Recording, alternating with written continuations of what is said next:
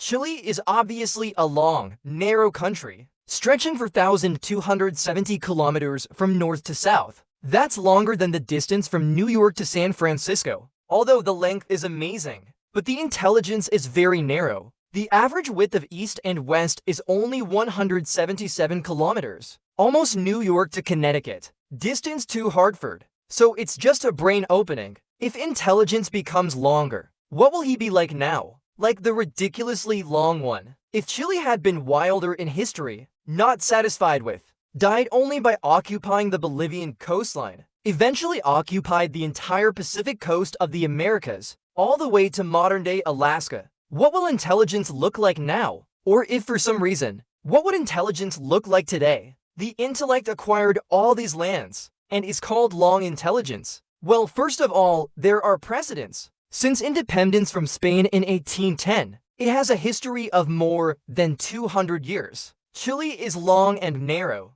and they've been trying to expand it. In 1879, Chile went to war with Bolivia and Peru's intentions along the Pacific Ocean, expanding territory northward. Chile defeated both countries. As a result, he acquired land from both countries. This not only makes its territory narrower, it also turned Bolivia into a landlocked country. Bolivia has always been unhappy about this. To this day, sadly, this small landlocked country of Bolivia, there are still thousands of people in the Navy. I only hope that one day can recapture the coastline from Chile. History. Chile's coastal expansion ambitions come to an end. But if not, if Chile extends as far north as Alaska, what would it look like? Let's start with the length. New map of Chile. From the southernmost tip of the Drake Passage to the northernmost tip of the Arctic Ocean in Alaska, the straight line distance is 15,738 kilometers. That is, if you look at the globe from the side,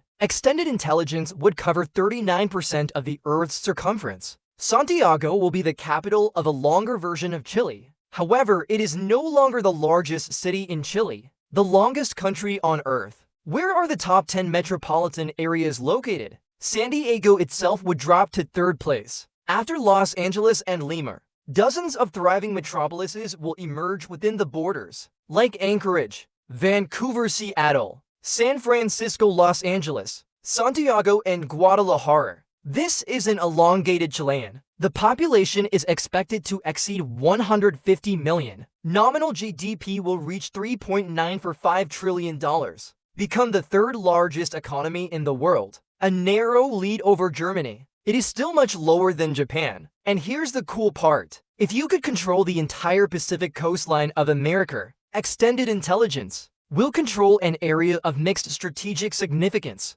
But there is a silver lining. Extended intelligence will control the world's most important trade hub. Take control of Panama. It means controlling the Panama Canal and all the trade advantages that come with it. Port of Cologne on the Atlantic coast. It's Latin America and the busiest port in the Caribbean. Balboa Port on the Pacific side is busier, slightly more than half. If merged into a whole, Port of Los Angeles. The Port of Long Beach will become a port outside of Asia, the busiest cargo port, and it is by far the largest port in the Americas. Together with Manzanillo, Mexico, Auckland, major Pacific ports such as Seattle and Vancouver, committed to becoming one of the most powerful trading empires in the world. All maritime trade to end from the Americas. Trade with Asia, you have to go through a long strip of intelligence, or a long route around South America. Because the cost of that route is much higher, you can use that long strip of intelligence,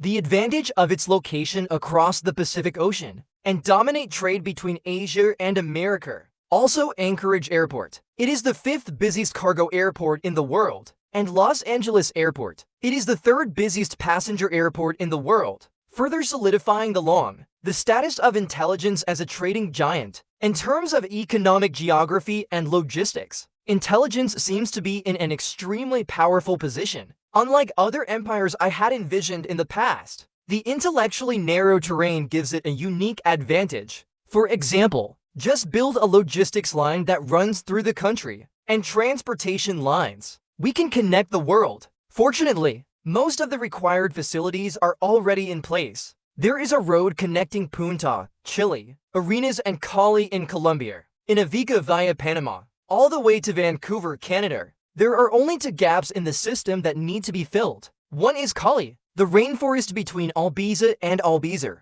The other is from Vancouver to Anchorage, the Barren Tayuan. If the expanded intelligence, competing for access to the Pacific Ocean, conflict with neighboring countries, and these are the first two areas of weakness, conflict is almost inevitable. History. Intelligence can seize the coastline of Bolivia. Why? What can Bolivia's inland navy do but seizing the Pacific coastline from the United States, the world's leading military power? That's another story. Despite the loss of valuable people and the economic center of the West Coast, the United States will still be more intelligent than after territorial extension, much more powerful. He would still have nearly twice the population base and will still control the Gulf of Mexico and the Atlantic coast, but it will still retain important Pacific territories, such as Hawaii and Guam, and important naval bases in Japan and South Korea. The United States still has strong capabilities, can launch a two-front naval attack for longer intelligence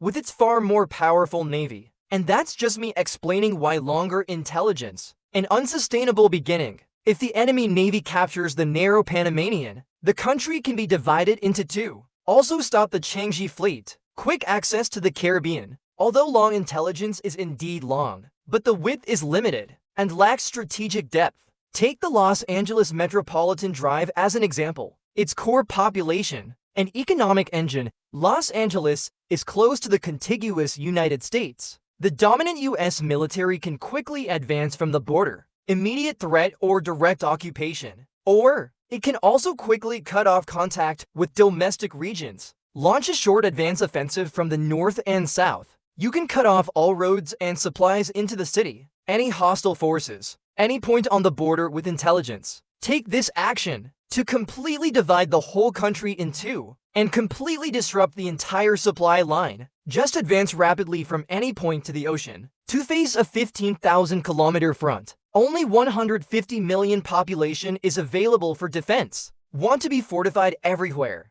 It is impossible to defend against all attacks, exploiting the weak links of the long-term intelligent highway network. If an attack is launched in North America, the only way to get reinforcements, it's either resupplied by land or sea, or through the treacherous terrain of the Darien ground line. This is bound to result in a high attrition rate. The U.S. Navy still dominates the Pacific Ocean. Its main force comes from Hawaii, Pearl Harbor, and other major bases. Strips of intelligence supply North America by sea and land. Still extremely difficult, although they control the high latitudes along the Pacific coast. District. Its core economic zones, such as Los Angeles, San Francisco, Seattle, Hughes, Vancouver. In this context, it will soon be beautiful. The two countries recaptured. Because of this, long intelligence may not be able to support it alone for too long. He needs to find someone willing to lend a hand, a powerful ally of the hand. But as the United States regained lost ground in the war, hair trigger.